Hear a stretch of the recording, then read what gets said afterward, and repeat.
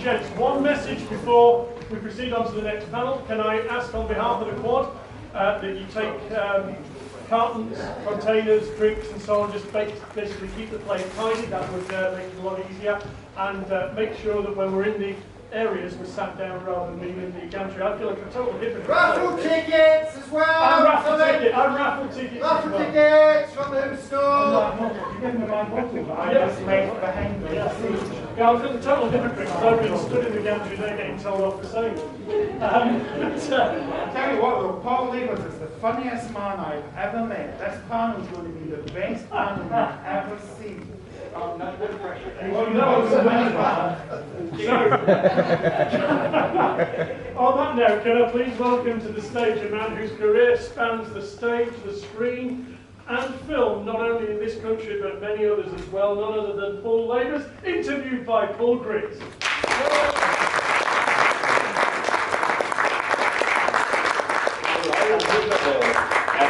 Thank you, Chris, and yeah, thank you, Robert. No pressure. Hello, Paul. Hello, Paul. How are you? I'm good. How are you? I'm very well indeed, thank you. Ah, very well. So, I mean, yeah, there we go. So, in the future, when your grandkids say to you, "So, what did you do during lockdown, Grandad?" What are you going to be telling them? I did practically everything, probably more in lockdown than I ever did without lockdown.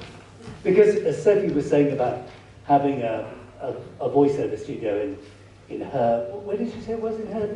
Ericum. Well, I got mine in a wardrobe.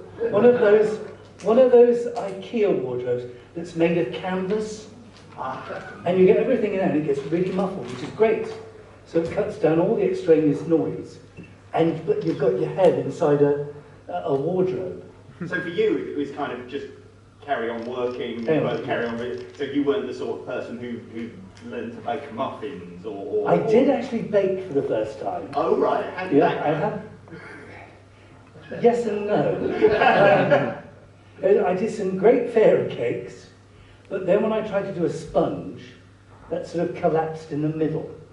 A bit like my acting career. So it collapsed in the middle, but then you rejuvenate it by putting it back in, and then it's not bad, but by that time you're a bit crusty. Is it somewhat like your exactly, yeah. Okay. Yeah. No, I was going to say, it sounds like you need some tips of the trade from the Great British Bake Off or something. Oh yes. Yeah, but so let's start at the beginning. It's a very good place to start. Where did it all begin for Paul? Actually, it's funny. That's the words from obviously Doe, a deer, a female deer, which I was touring in The Sound of Music just before we had lockdown. Right, okay, so where did it all begin? I want to tell you a story. Well, my mother was heavily into Gilbert and Sullivan. And so one of my earliest memories is, I think before I went to school, I was helping her with her lines when she was playing Ruth in The Pirates of Penzance. So that's my first memory of anything theatrical. And then I remember my first part was as an elf in a school play, and I just had a watch given to me. I don't know why, but I had a watch given to me, and I wanted to wear it on stage. And my mother said, "Oh, it'll distract you, don't do that." But I wore it. And I think one of my lines was, "What a dreary house this is." And I would practice it at home, and it upset my mother. But then she told me the story that when she was a girl, she'd been doing a school play like that, and she'd had to say, "No, be quiet. Sorry about it. It's my agent. I can't work out. I'm on stage. Leave me alone." But she'd done a school play where she had to say, "Work, work, work. That's all I do from morning till night." And her mother had actually whacked her because she thought she was complaining. So we had parallel careers, my mother and I. But yes, so that's one of the earliest memories. So you were coming from a bit of a theatrical and creative background. I think, well, yeah, very, very-ish. Very-ish. She did Gilbert and Sullivan, and that was it. But then I met my sort of mentor at school, who was an actor They're from the Bristol area called Headley Goodall, who was in lots of things like Arthur of the Britons and things like that. And he sort of recognised something in me, and he brought me along. And so when I was 12, I was in a radio series called The Adventures of Clara Chuff. And I've got a wallet here. I will probably empty it if there's anyone here who ever even heard of it, let alone actually heard an episode of it. But it all involved little steam trains and two young children, Pinky and Peter.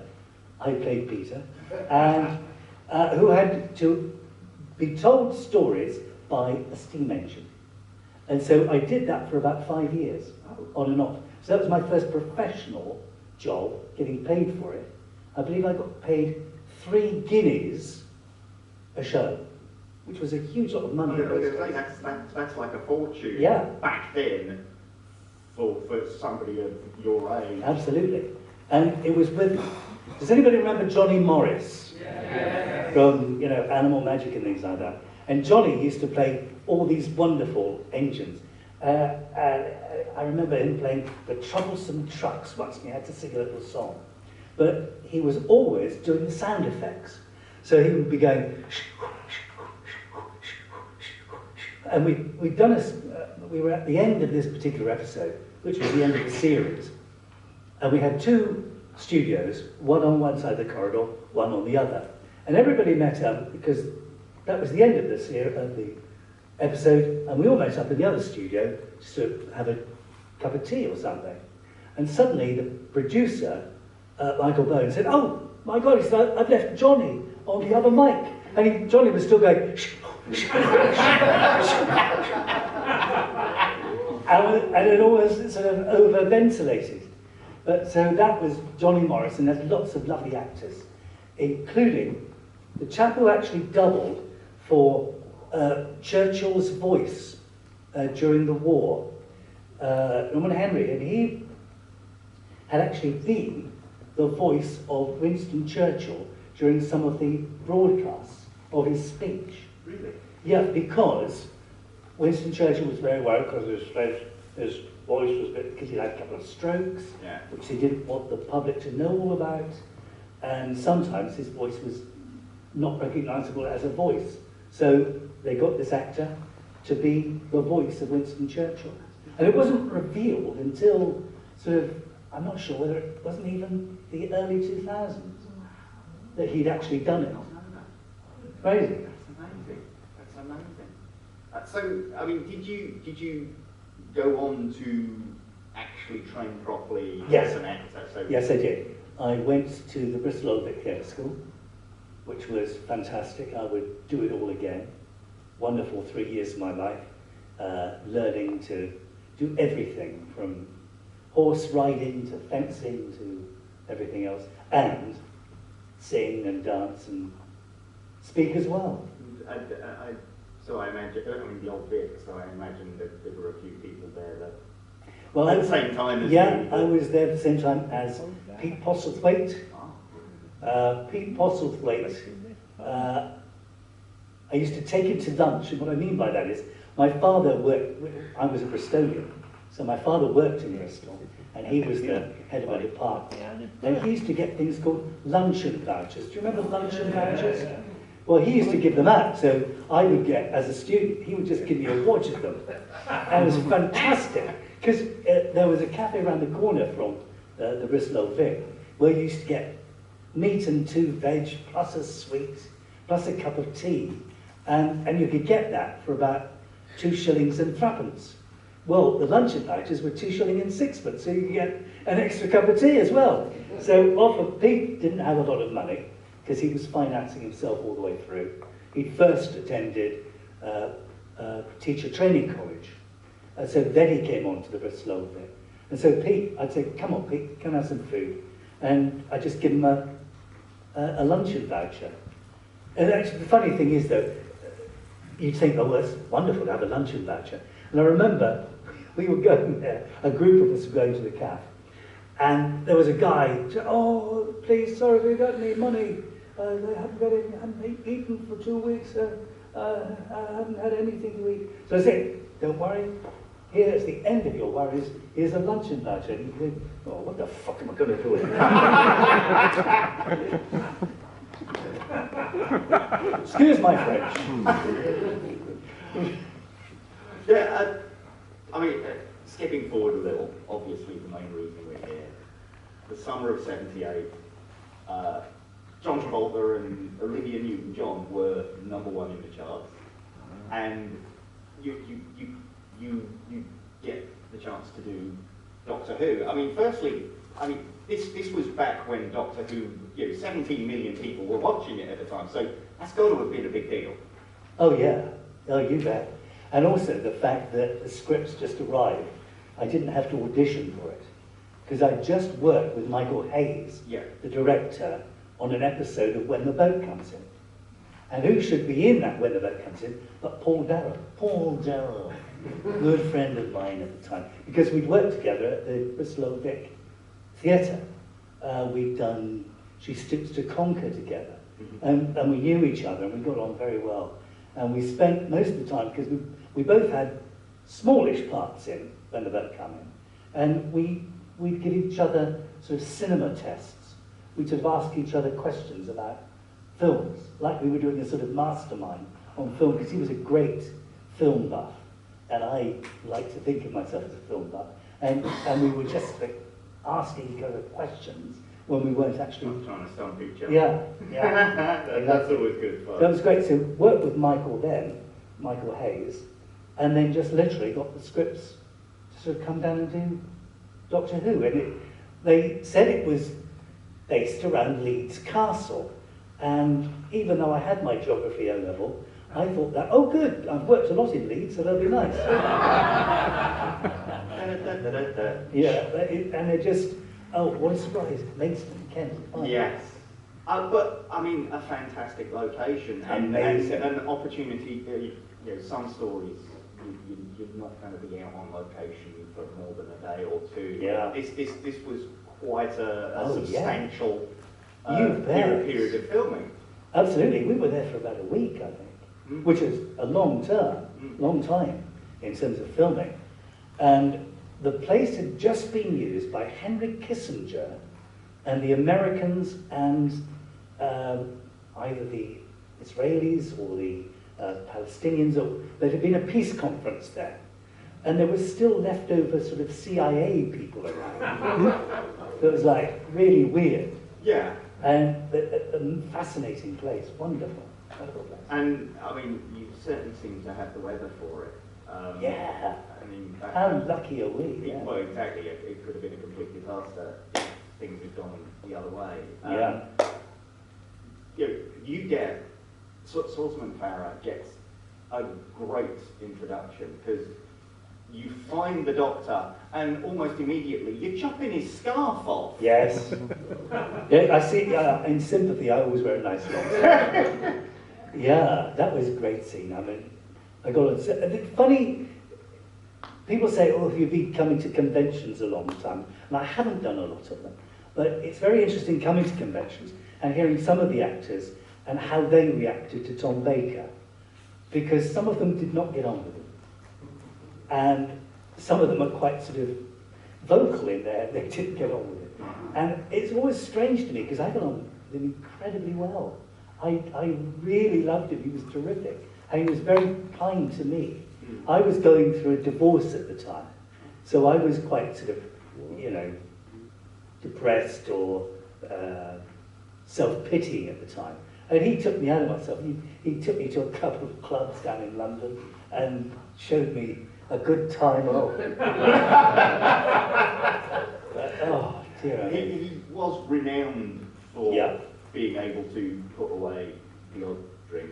Absolutely. And he was the only actor I know who used to sort of come into rehearsals with a toothbrush in his top pocket, because he never knew where he was spending the night. And he looked more like Columbo. He used to have a sort of dirty old Mac that he wore into rehearsals. And that was at a time, again, it was a totally different world back then, because you used to rehearse in a place that all our actors knew as the Acton Hilton. which was a huge building in North Acton, where you'd come in and there would be play school on floor 1, there'd be Z cars on floor 2. At the time I was there with Doctor Who, there was Colditz. There were so many things being rehearsed. And then, of course, All Creatures Great and Small, the original version. And you'd all meet on the canteen, which was on the top floor, which had one of the first sort of conveyor that, good game. You put on your slice of toast, or a slice of bread, and it went through, and it was like magical. And it sort of got cooked all the way through. I've never seen one of these before in my life. So it was wonderful. And it was great food, very cheap. And you met all these people. So half the time I'd be going, oh, there's Kate Amara over there. Oh, she's coming over here. Okay, to sign a petition about something. She was always a very heavy campaigner. So you signed you wouldn't dare not sign a petition that Kate handed you. And there'd be other people there, you know, that'd be wonderful. Wonderful time. Bernard Hepton was there, who was an actor I'd worked with at the Bristol Vic, and he was the commandant in Colditz. So that was lovely to see him again. You just met people you'd worked. Jimmy Bolam, who been in When the Boat Comes In. I was standing at the canteen once, and he came and he said, "Bye, they've not employed you again, have they?" Very funny. It was lovely. It was a lovely place. And you just met so many people. It was wonderful. And so the rehearsal something that they just don't do anymore. No. The whole rehearsal process of doing it, taped off and Yes. learning the lines. I mean, Yeah.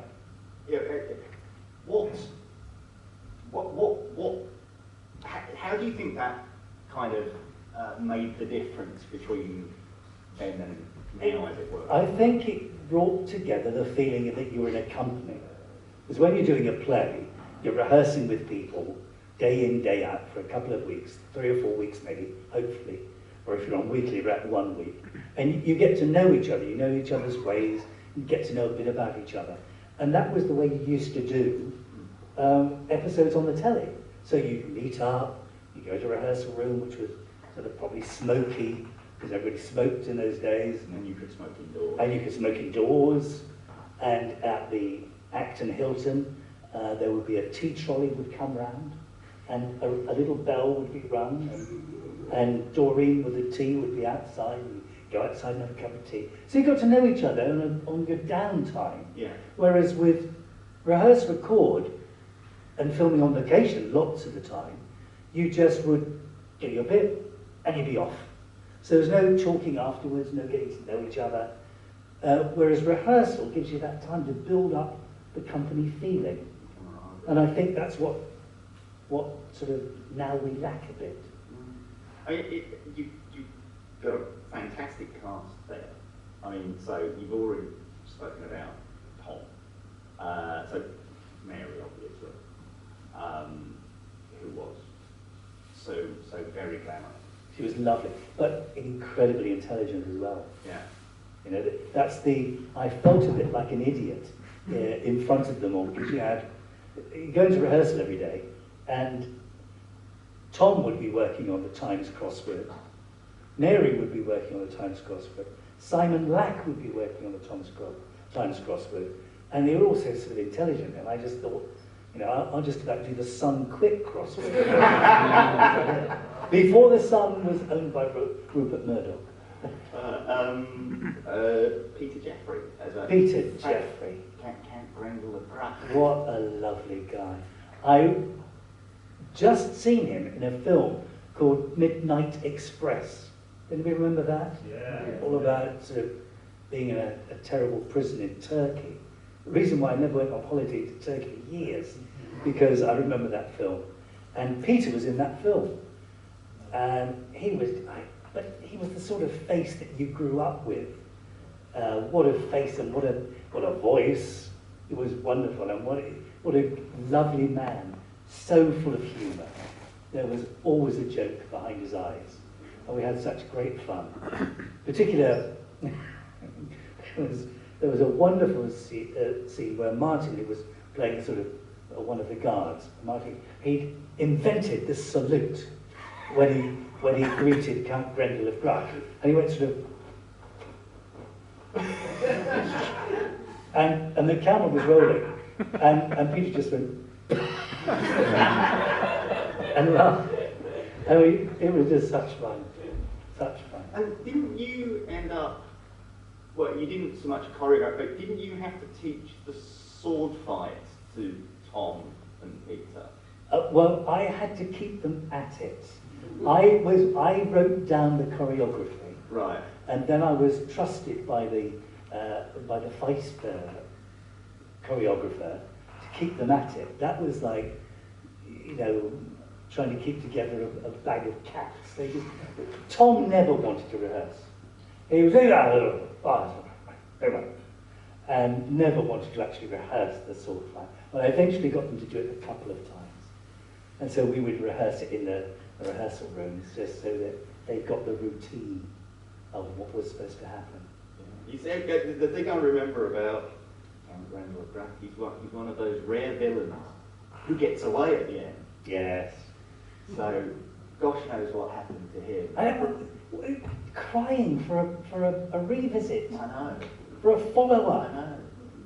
It's the sort of thing Big Finish would do these days. Well, if they I hope if I mention it enough times, they might do it. And then of course you've got Neville Jason. Neville Jason. As the Prince Reinhardt. Yeah. And his android double, George. He was fantastic. It was filled with wonderful actors. Really, you know, Simon Lack had been a big sort of West End star, starring in a Noel Coward play for a couple of years on the West End stage, and had done lots of stuff. He'd been a member of the BBC Drama Repertory, and that's been the wonderful thing about iPlayer, or now Sounds, that you can still pick up him, Simon Lack, in episodes of Paul Temple, the original Paul Temple, and it's just fascinating to hear his voice. He's had a great range of voice. He was a Scottish actor, but he could do lots of different accents. It was wonderful, and he was, again, a lovely actor to work with. I mean, until I rewatched it this week, I'd forgotten Declan Mulholland. Declan Mulholland, aye. I'd worked with Declan before. Declan played the monster, the big monster that we see, which we wish we could get rid of now, or put CGI instead, because that was one of the worst things of it. And then played the sort of, one of the lackeys in the castle, Yeah, the sort of opening the gate. And I'd met Declan up in Leeds, working for Yorkshire Television, doing Dickens of London. And I remember there, we were around a couple of times, you could never understand a word he was saying. He worked non-stop. There. Well, he'd just come off of a little film that nobody's heard of called Star Wars. I mean, he got cut out of it, but he'd literally just done that before. And he lived off the conventions for Star Wars as the tale of Jabba the Hutt that was never seen. Yeah. But he'd be like, oh, no, son of birds, He's a very funny man, lovely man. I was saying before, 17 million people were watching Doctor Who at the time. Was it something that you were sort of immediately recognised for? Well, when it was shown, I was actually in Vienna. Ah, okay. Because it was actually whilst I was still working on Doctor Who, I was offered two things. I was offered possibly another Christmas Ghost Story for the BBC, which I'd already done one a couple of years before with Michael Bryant, which was wonderful. The M.R. James story. Yeah, the M.R. James stories. But however, a definite offer of playing Algernon in The Importance of Being Earnest in Vienna, which had got an English-speaking theatre over there. And I asked everybody on the cast, what do you think I should do? And Cyril Shaps, who played Zardek the priest, as it were, he said, oh my boy, he said, you must never give up the chance of working in Vienna. You will love it. And so that's what I did. And so I went off there and did that. And so they were shown whilst I was still in Vienna. Right. And my two boys Michael and James were still over here. And of course, they thought particularly after, I think it's episode 3, where we take the poison drink and collapse, and of course they were very worried. So I rang them up immediately after, said, I'm okay, I will be back on next week.